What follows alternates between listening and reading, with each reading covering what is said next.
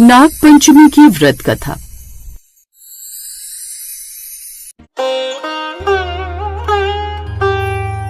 नमस्कार दोस्तों, श्रावण मास के शुक्ल पक्ष की पंचमी तिथि के दिन नाग पंचमी का त्योहार। इस अत्यंत शुभ तिथि पर भगवान शिव और नागों की विशेष पूजा का विधान है। भविष्य पुराण में नागों की उत्पत्ति और नाग पंचमी के विषय में विस्तार से वर्णन मिलता है। समुद्र मंथन जब हुआ तब अपनी माता की आज्ञा न मानने के कारण सांपों को श्राप मिला कि वो सभी भविष्य में राजा जन्मेजय के यज्ञ में जलकर भस्म हो जाएंगे।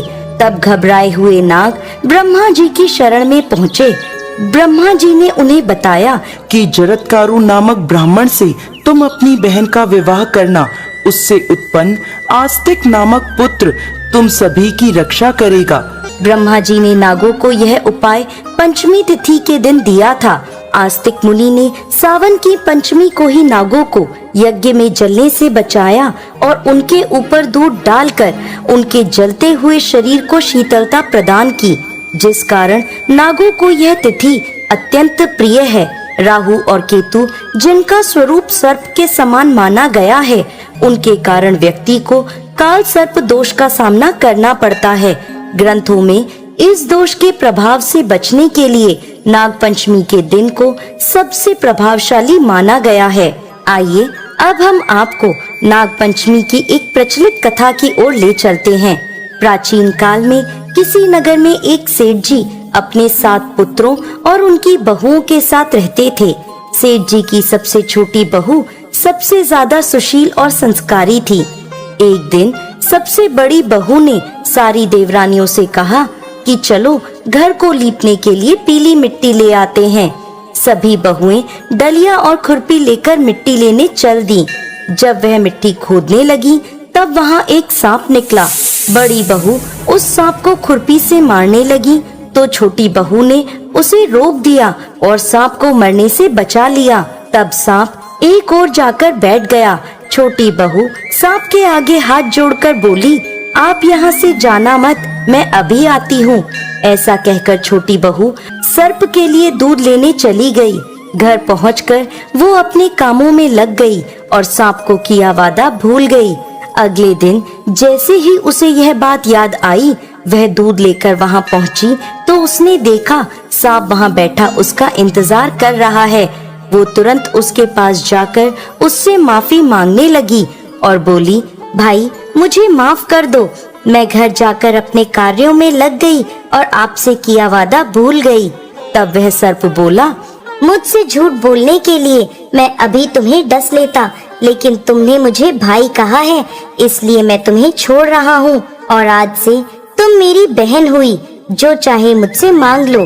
वह बोली, भैया मेरा कोई नहीं है, मुझे एक भाई मिल गया, मुझे और कुछ नहीं चाहिए।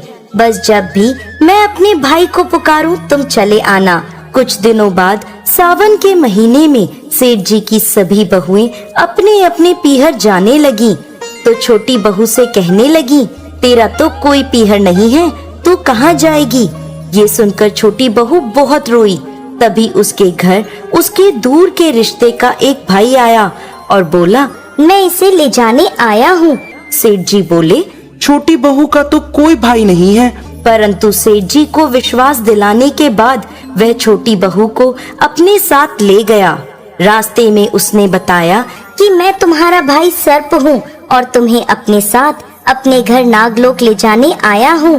तुम डरना मत, मेरी पूंछ को पकड़ लो, मैं तुम्हें अपने साथ अपने घर ले जा रहा हूँ। सेठ जी की बहू ने सर्प के कहे अनुसार ही किया। जैसे ही वह नागलोक पहुँचे तो नागलोक के धन ऐश्वर्य को देखकर छोटी बहू चकित रह गई। सर्प उसे अपनी माता के पास ले गया और बोला, माता ये मेरी बहन है, इसने मेरी जान बचाई है और यहाँ कुछ दिनों के लिए हमारे साथ रहने आई है। सर्प की माता ने उसे गले लगा लिया और वह खुशी खुशी उनके साथ रहने लगी। उस समय वहाँ शेषनाग के बहुत से छोटे छोटे बच्चे जन्मे हुए थे। वह रोज देखती कि माँ सबके लिए दूध ठंडा करके घंटी बजाती। घंटी की आवाज सुन के सभी बच्चे वहाँ आकर दूध पीते। एक दिन वह माँ से बोली, माँ आज मैं दूध ठंडा कर देती हूँ। अभी दूध ठंडा भी नहीं हुआ था कि उसने जल्दबाजी में घंटी बजा दी। घंटी की आवाज सुनते ही छोटे छोटे नाग दूध पीने दौड़ पड़े। दूध में मुंह डालते ही कईयों के फन जल गए। सभी सर्प बोले, हम इसे डसेंगे। परंतु माँ के समझाने पर वह मान गए। तब सर्प और उसकी माँ ने साहूकार की छोटी बहू को खूब धन दौलत, हीरे मोती और जवाहरात देकर उसके घर के लिए विदा किया। इतना सारा धन दौलत देखकर बड़ी बहू बोली, भाई ने इतनी सारी दौलत दी है तो इसे झाड़ने के लिए सोने की झाड़ू भी दे देता।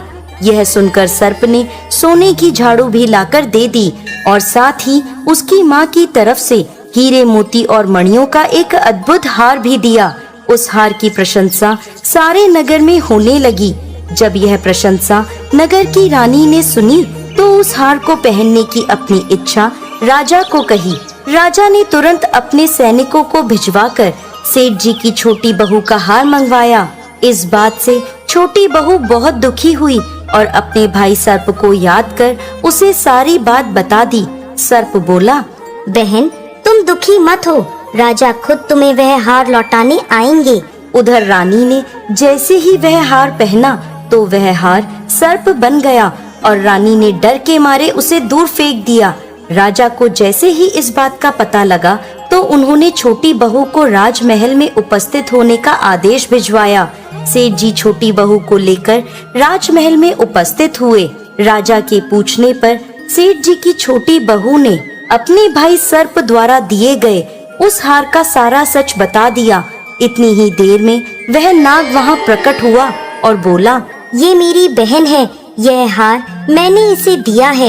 यह देखकर सभी लोगों ने नाग देवता को प्रणाम किया और नाग पंचमी का त्योहार जोरों शोरों से मनाया।